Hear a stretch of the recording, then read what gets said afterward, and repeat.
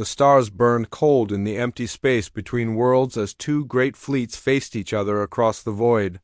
Admiral Zektar of the Vraxian Empire watched from his command ship as human vessels fought against the war machines of the Corvan hegemony. The battle had been going on for 6 hours and both sides were taking heavy losses. Zektar had come to this remote system to watch the humans fight. His people had been studying these strange new beings for many months. The humans had appeared in this part of the galaxy only 3 years ago, but they fought with a fury that impressed even the warlike Corvans. What made them different from other species was still a mystery to the Federation. The human fleet moved in tight groups while the Corvan ships spread out in hunting packs. Laser beams cut through the darkness and missiles exploded in bright flashes. Ships on both sides were burning and dying. Escape pods flew away from destroyed vessels like seeds scattered by the wind. Then something happened that made Zektar lean forward in his command chair. A single ship broke away from the human battle line and moved toward the center of the fighting. The vessel was painted white with large red crosses on its hull. It was much smaller than the warships around it and carried no visible weapons. The ship's name appeared on Zektar's viewing screen as his computers translated the human writing. It read Yo Nes Mercy in simple letters. The word mercy meant nothing to the Vraxian admiral. His language had no such concept and his computers could not find a proper translation. Captain Lisa Murphy stood on the bridge of the Mercy and watched the battle rage around her ship. Her crew was ready for what was coming. They had done this before in other battles against the Corvans. The white ship moved slowly between the fighting vessels. While both fleets continued to shoot at each other, Murphy had been commanding medical ships for 8 years. She knew that what her crew was about to do would seem crazy to anyone watching. But the name painted on her ship's hull meant something important to every human aboard. It was more than just letters. It was a promise they had made, the Mercies. Communications officer spoke into her headset. All ships in the area, this is the hospital ship Mercy. We are moving to collect wounded and survivors from both fleets. Please hold your fire on medical evacuation operations. Admiral Vex of the Corvan hegemony received the message on his flagship. The tall reptilian commander studied the white ship on his screen with confusion. His species had no tradition of medical ships in battle. When warriors were wounded, they either healed themselves or died. There was no middle ground. What kind of trick is this? Vex asked his tactical officer. Are the humans sending some new weapon disguised as a medical vessel? The tactical officer checked his readings. The ship carries no weapons, Admiral. It appears to be exactly what they claim, a medical facility. Vex could not understand this. Why would they risk a valuable ship to collect their wounded in the middle of a battle? This makes no strategic sense. Meanwhile, the Mercy continued. It's dangerous work. Small shuttles flew out from the medical ship to collect escape pods and rescue survivors floating in space. The shuttles picked up both human and Corvan survivors without any difference in treatment. Dr. Kevin Rodriguez worked in the Mercy's main medical bay as the first wounded arrived. His team had treated thousands of casualties in the war against the Corvans, but today was different. Today they would also be treating enemy soldiers. The first Corvan survivor was brought in on a stretcher. The reptilian warrior was badly burned and barely conscious. Dr. Rodriguez began treatment immediately while the alien's yellow eyes stared at him in shock. The Corvan had never seen an enemy show kindness to a defeated foe. Why do you help me? The Corvan whispered in broken human language. I tried to kill your people. Dr. Rodriguez continued working on the alien's wounds. Because you're hurt and we can help. That's what the name on our ship means. More wounded arrived as the battle continued around them. The Mercy's medical bays, filled with humans and Corvans lying side by side. Human doctors and nurses treated both species with the same care and attention. They worked to save lives without asking which side the wounded had fought for. Admiral Zektar watched all of this through his ship's sensors. His 3 hearts beat faster as he tried to understand what he was seeing. The humans were risking their medical ship and crew to save enemies who had been trying to destroy them just hours before. Send a message to the human medical ship, Zektar ordered his communications officer. Request permission to send an observer aboard their vessel. Captain. Murphy received the message from the Vraxian ship. She knew this moment would come eventually. The Federation had been watching human space for months. If they wanted to make contact, her medical ship was probably the safest place for a first meeting. Send back our position and docking instructions? Murphy told her communications officer. Tell them they can come aboard, but they must respect our medical operations. The battle began to slow down as both fleets pulled back to count their losses. The Mercy remained in the center of the battlefield, its shuttles still collecting survivors. The white ship with its red crosses had become a safe zone in the middle of the war. Admiral Vex faced a problem he had never encountered before. The humans were returning his wounded warriors to his fleet. Not as prisoners or bargaining tools, but as healed soldiers ready to return to duty. His tactical computers could not calculate the strategic purpose of this action. A small Vraxian shuttle approached the Mercy and requested docking permission. Captain Murphy watched on her screen as the alien vessel attached to her ship's docking port. Soon she would be meeting representatives of the Galactic Federation for the first time. Dr. Rodriguez finished treating a young Corvan soldier and moved to the next bed where a human pilot waited for surgery. Around him, the medical bay buzzed with activity as his team worked to save lives from both sides of the conflict. The word Mercy, painted on the ship's hull, meant nothing to the aliens watching. But for the humans aboard, it represented something their species had carried across. The stars. It was the idea that all life had value, even the lives of enemies. This simple concept would soon change everything in the galaxy. Admiral Zektar stepped through the airlock of the human medical ship and immediately noticed the strange smell in the air. It was clean and sharp, like the mountain air of his homeworld after a storm. The corridors were painted white and filled with soft lighting that did not hurt his crystal eyes. Captain Murphy met the tall alien at the docking port. Zektar stood nearly 3 meters high, and his skin looked like living glass that reflected the ship's lights. His forearms moved in gestures that the human translation computers were still learning to understand. "Welcome aboard the Mercy," Murphy said as she led the Vraxian admiral through the ship's corridors. "I hope you can help us understand each other better." They walked past busy medical rooms where human doctors worked on both human and Corvan patients. Zektar watched through open doorways as nurses moved between beds, checking on wounded soldiers who had been enemies just hours before. "Your species does this often?" Zektar asked through his translation device. "You save the lives of those who try to kill you?" Murphy nodded as they continued walking. "Every time we fight a battle, we send medical ships to help the wounded. It doesn't matter which side they fought for. Pain is pain and suffering is suffering." They entered the main medical bay where Dr. Rodriguez was performing surgery on a critically wounded Corvan warrior.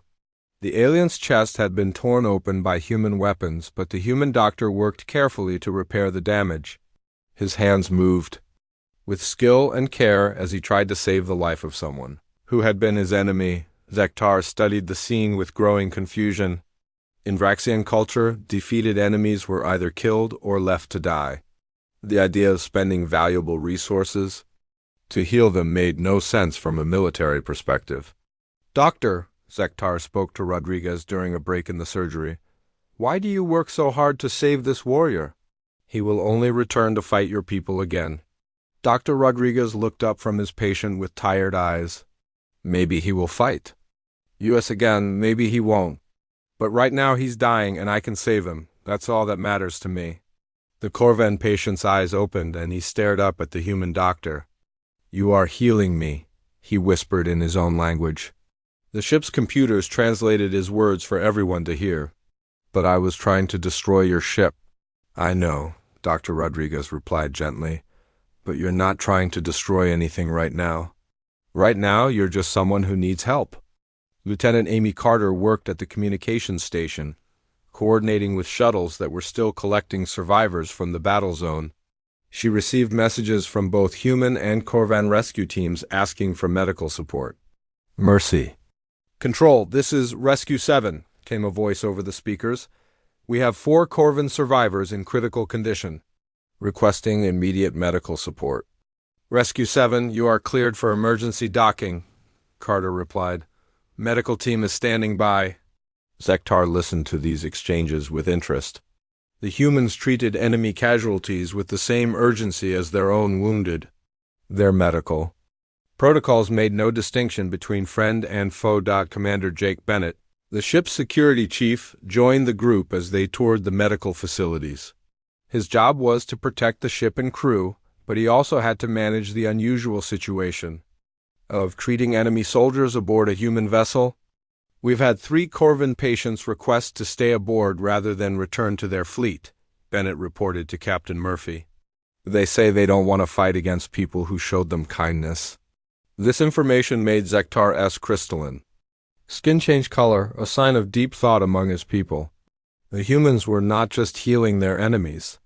They were converting them through acts of compassion. Dr. Helen Walsh, the ship's cultural specialist, was interviewing Corvan patients about their experiences. She wanted to understand how the alien warriors reacted to human medical care. Her research would help improve relations between the species. "Tell me about your feelings when the human doctors first began treating you," Dr. Walsh asked a young Corvan soldier who was recovering from plasma burns. The alien warrior struggled with the human language. "I thought it was torture in my culture. Enemies do not help enemies.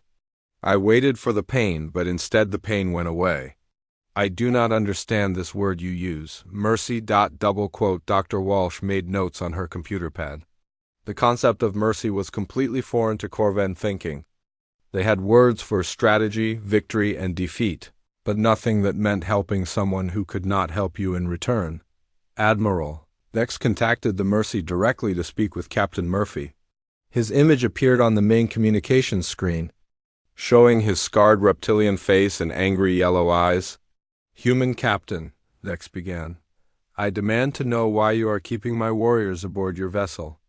Are they prisoners? Do you plan to use them as hostages?" Murphy faced the alien commander calmly.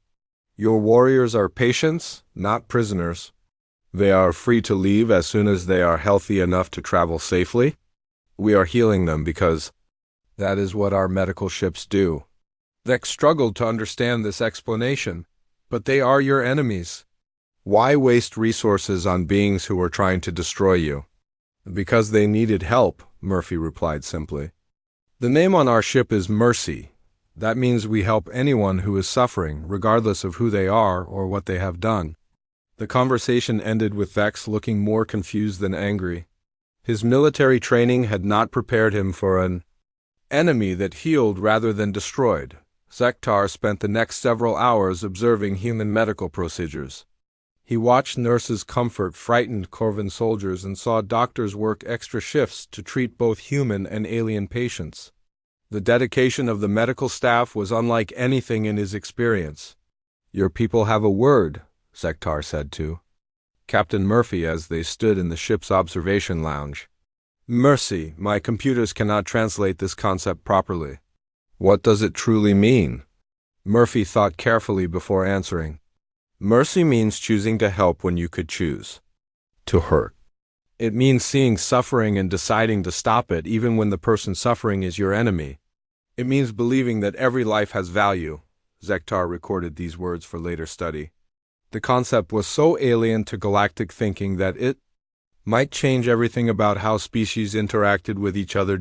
As the day ended, the Mercy had treated over 300 casualties from both sides of the battle. The white ship with its red crosses had become a symbol of something new in the galaxy, a place where enemies could become patients and patients could become friends.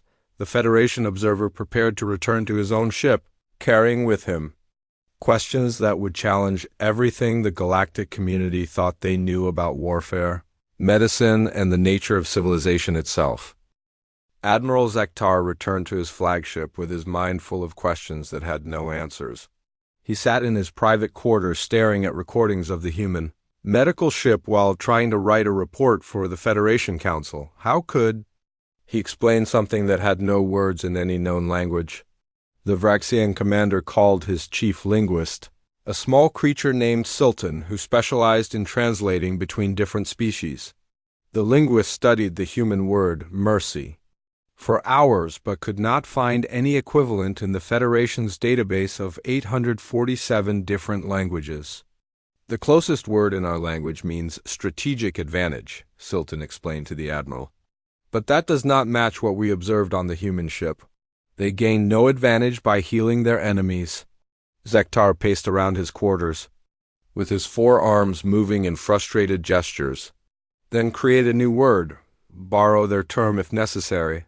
The Council must understand what we witnessed. Meanwhile, aboard the Mercy, Captain Murphy found herself dealing with an unprecedented situation. 3 more Federation species had requested permission to send observers to study human medical operations. Her small medical ship was becoming the center of galactic attention. Dr. Kevin Rodriguez was exhausted after treating patients for 18 straight hours.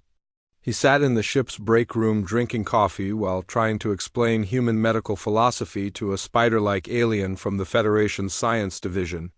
In human culture, Rodriguez said slowly, we have an old saying that guides all medical work: first, do no harm, but it goes deeper than that. We believe that healing is sacred, no matter who needs to be healed. The spider creature, whose name was too complex for human tongues, recorded every word.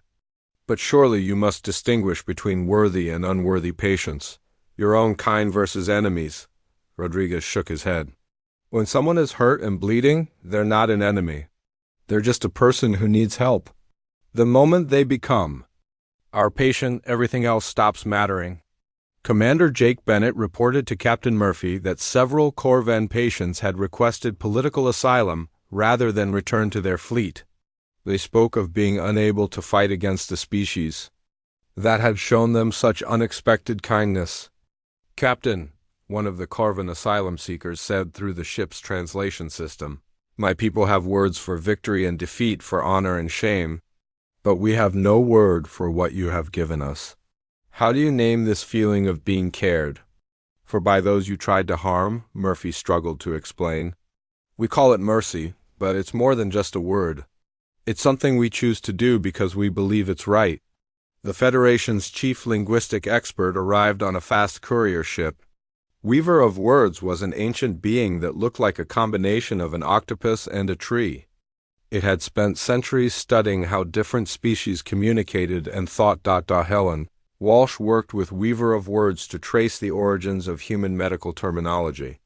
They studied ancient human languages and found that words like mercy, compassion, and charity appeared in cultures across Earth, suggesting these concepts were fundamental to human thinking. Your species developed these ideas independently in many different societies, Weaver of Words observed. This suggests that mercy is not learned behavior but something inherent to human nature. Admiral X faced a crisis that threatened his entire fleet. His warriors were returning from the human medical ship changed by their experience. They spoke of human kindness using words that did not exist in their language. Some refused to return to combat duty. Admiral, his second-in-command reported, 17% of our recovered personnel have requested transfer away from the human conflict zone. They say they cannot fight an enemy that has shown them mercy. Vex struggled to maintain discipline among troops who had experienced something beyond their understanding. How could he order warriors to attack people who had saved their lives? The Corvan commander sent an encrypted message to Federation headquarters warning about what he called mercy weapons. He reported that human compassion was more dangerous to Corvan military effectiveness than their plasma cannons. Zektar met with representatives from 12 different Federation species who had come to study the human medical ship. They gathered in the conference room of his flagship to discuss their observations and try to understand the implications. The humans appear to have weaponized compassion, reported Commander Vex of the militant Zephyrian Empire. Their medical ships create psychological warfare effects that disable enemy morale more effectively than direct attacks. But Dr. Kala from the peaceful Centauri Federation disagreed. This is not a weapon. This is something we have never seen before: true altruism toward enemies. They heal because healing is right, not because it gives them advantage. The debate continued for hours as different species tried to understand human motivations. Some saw mercy as a clever military strategy, while others recognized it as something entirely new in galactic civilization. Captain Murphy received a communication from Earth Command informing her that the word mercy was being added to the names of 17 other human medical ships. The UHMS Hope, Compassion, and MS Grace were joining her fleet of healing vessels. Captain, her communications officer reported, we're receiving requests from 47 different Federation species asking for copies of our medical protocols and training materials. Murphy realized that her small ship had accidentally become humanity's first embassy to the galaxy. The word mercy painted on her hull was teaching alien civilizations concepts they had never imagined. Dr. Rodriguez found himself appointed as humanity's first galactic medical liaison, a position that had been created specifically because of what happened aboard the Mercy. His job was to teach alien medical personnel not just human techniques, but human philosophy about healing. Doctor, asked the young Corvan medical student during his first interspecies lecture, how do humans separate personal feelings from professional duty when treating enemies? Rodriguez smiled at the question. We don't separate them. Our personal feelings tell us that all suffering is wrong. Our professional duty is to stop suffering wherever we find it. They work together, not against each other. Weaver of words published a preliminary report that spread through Federation space faster than any military intelligence. The document, titled The Mercy Paradigm, suggested that human concepts of compassion could fundamentally change how galactic civilization approached conflict. The humans have introduced something unprecedented, the report concluded. A word and concept that has no translation because no other species has ever developed such ideas. This could represent the next step in galactic evolution. Admiral Zektar finally completed his official report to the Federation Council. In it, he recommended immediate and comprehensive study of human culture, particularly their medical and philosophical traditions.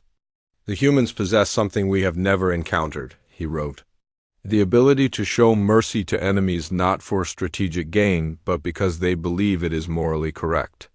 This single concept could change the nature of warfare, diplomacy, and civilization itself.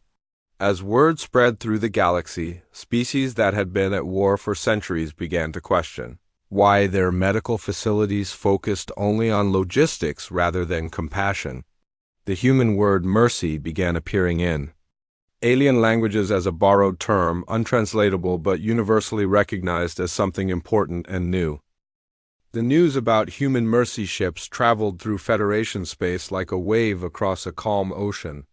On distant worlds, species that had never heard of humans suddenly found themselves discussing a concept that had no words in their languages, but somehow made perfect sense. Captain Murphy received daily reports about the growing impact of her ship's mission. The word mercy was being studied by linguistic scholars on 47 different worlds. Translation computers across the galaxy were being updated to include the human concept as a borrowed term. Dr. Kevin Rodriguez found himself busier than ever as requests poured in from alien medical facilities asking for training in human compassion protocols. He worked with Federation linguists to create teaching materials that could explain mercy to species who had never experienced it. How do you teach empathy to beings who have no natural capacity for it? Rodriguez asked Dr. Helen Walsh. As they prepared another cultural exchange seminar, Walsh considered the question carefully. Maybe we don't teach empathy.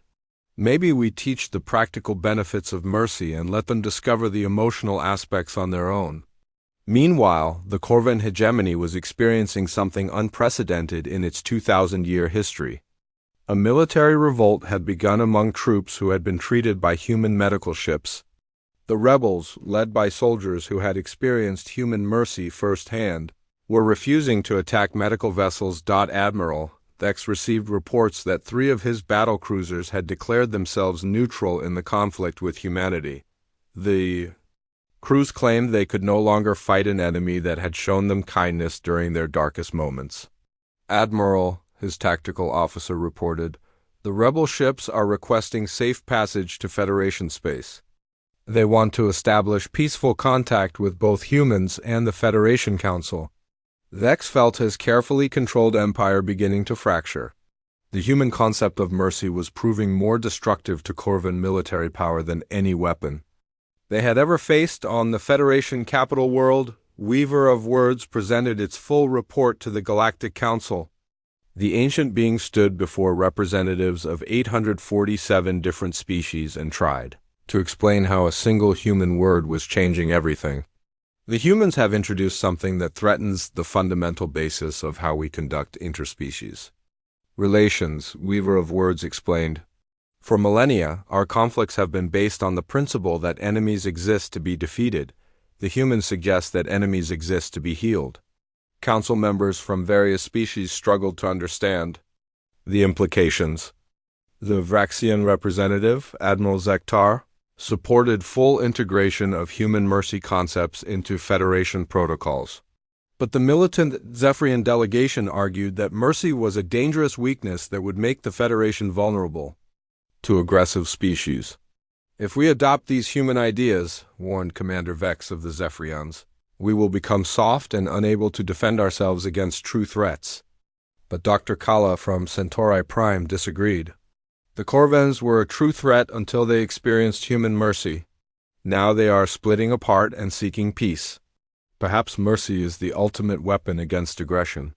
Captain Murphy watched the political debates through subspace communications while continuing her medical missions.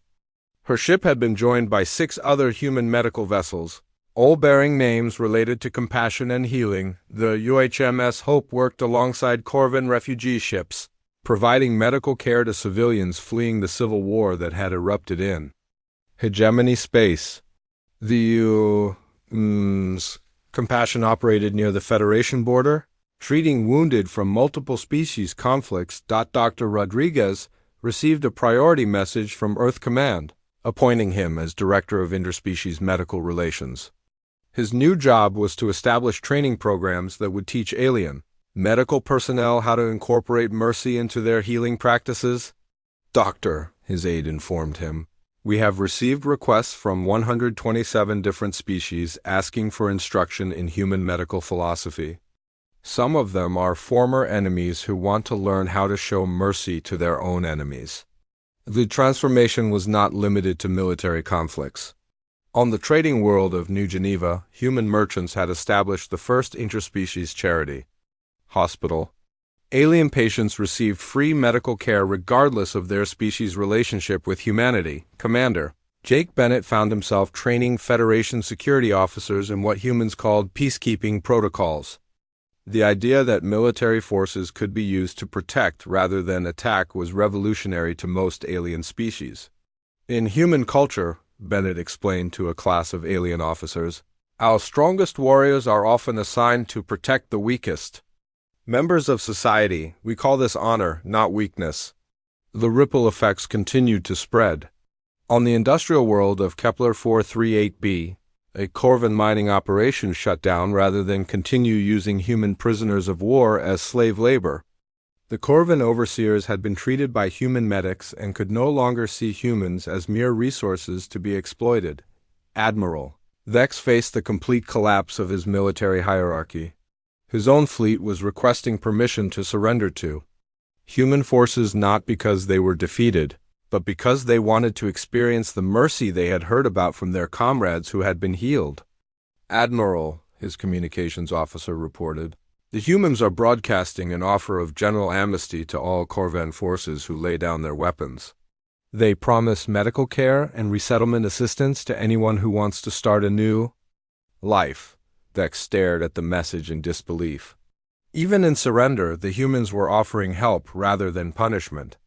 The concept challenged everything he had believed about the nature of victory and defeat. Dr. Helen Walsh published a research paper that became required reading at diplomatic academies throughout Federation space. Her study, titled Mercy as a Diplomatic Tool, demonstrated how human compassion had accomplished more in 6 months than traditional military campaigns had achieved in years. The humans have discovered something that makes all our previous approaches to conflict resolution obsolete, Walsh wrote. They have weaponized kindness in ways that make traditional warfare ineffective. Captain Murphy received orders to establish a permanent medical station in neutral space between human and Federation territories. The facility would serve as both a hospital and a cultural exchange center where different species could learn about human concepts of mercy and compassion. The station would be staffed by medical personnel from multiple species, all trained in human protocols for treating enemies with dignity and care. It would demonstrate that mercy was not just a human concept, but something that could be learned and applied by any civilized species. As construction began on the new facility, representatives from over 60 different species requested permission to send observers and students. The human word mercy had become the most studied term in galactic linguistics, but more importantly, it had become a practical philosophy that was reshaping interspecies relations. The Federation Council voted to establish the first galaxy-wide medical neutrality agreements based on human mercy protocols. Ships designated for healing would be marked with symbols, inspired by human red crosses and granted absolute protection under Federation law. Admiral Zektar, now serving as the Federation's first human relations coordinator, worked to implement these new protocols throughout Federation space. His own transformation from military commander to advocate for mercy had become a symbol of how human concepts could change even the most hardened warriors. The galaxy was learning that humanity's greatest contribution was not their technology or their fighting ability, but their capacity to show kindness to those who least deserved it, and in doing so transform enemies into allies through the simple power of mercy. 6 months after the Battle of Kepler 442b, the galaxy looked very different than it had before humans introduced the concept of mercy to interspecies relations. The Federation Council had just finished voting on the most comprehensive change to galactic law in over 3,000 years. Admiral Sektar stood before the assembled representatives of 847 different species and announced the results. The mercy protocols have been approved by unanimous vote. All medical vessels operating under these guidelines will receive absolute protection throughout Federation space. The protocols required that medical ships be clearly marked with symbols, inspired by human red crosses and staffed by personnel trained in human compassion techniques.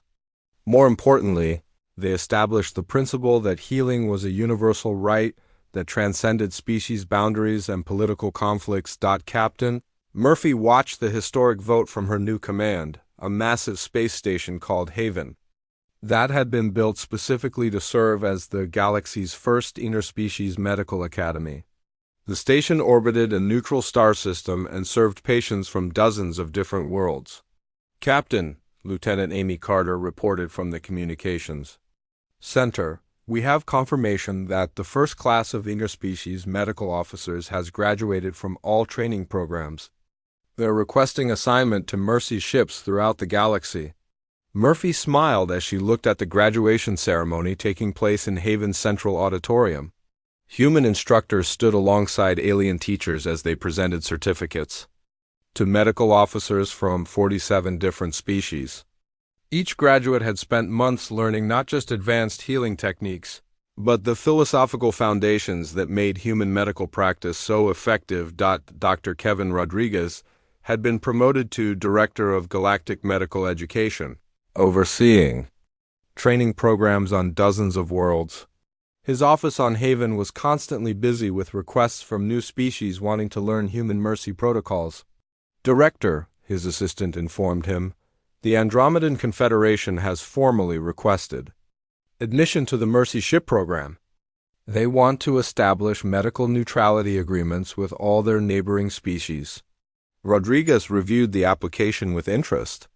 The Andromedans had been involved in territorial disputes for centuries, but exposure to human medical philosophy was changing their approach to conflict resolution. The former Corvan, Admiral Vex, had undergone the most dramatic transformation of all. He now served as Haven's chief instructor for combat medicine, teaching courses on enemy treatment and medical neutrality to former soldiers from across the galaxy. Students, Vex addressed a mixed class of humans and aliens. I once believed that showing mercy to enemies was weakness. I was wrong. Mercy is the greatest strength any warrior can possess because it transforms enemies into allies. His own journey from ruthless military commander to advocate for compassion had become legendary throughout Corvin space. The civil war that had torn apart the hegemony had ended when both sides agreed to adopt human mercy protocols and establish peaceful relations with the Federation. Dr. Helen Walsh had been appointed as the Federation's first cultural integration specialist, helping different species understand how human concepts could be adapted to their own societies. Her research showed that mercy was not just a human trait, but something that could be developed by any intelligent species. The key, Walsh explained in her latest report, is understanding that mercy is not about weakness or strategic advantage. It's about recognizing the fundamental value of life itself. Commander Jake Bennett now oversaw security for the Mercy Ship program, training protection details for medical vessels operating in conflict zones. His teams included former enemies who had been converted to the Mercy philosophy through their own experiences as patients. The best guards for Mercy ships, Bennett discovered, are former patients who understand firsthand what these vessels represent. They fight harder to protect healing than they ever fought to destroy. The impact of human mercy concepts had spread far beyond medical applications. Trade disputes that had once led to economic warfare were now resolved through mediation sessions based on compassion protocols. Territorial conflicts were settled by focusing on the needs of civilian populations rather than the pride of governments. On the industrial world of New Titan, a mining dispute between humans and the crystalline silicoids was resolved when both sides agreed to share resources rather than fight over them. The solution came from applying mercy principles to economic policy, focusing on helping both species rather than defeating opponents. Captain Murphy received regular reports about mercy ships operating throughout the galaxy. The human vessels had been joined by medical ships from dozens of other species, all following protocols that emphasized healing over logistics and compassion over efficiency.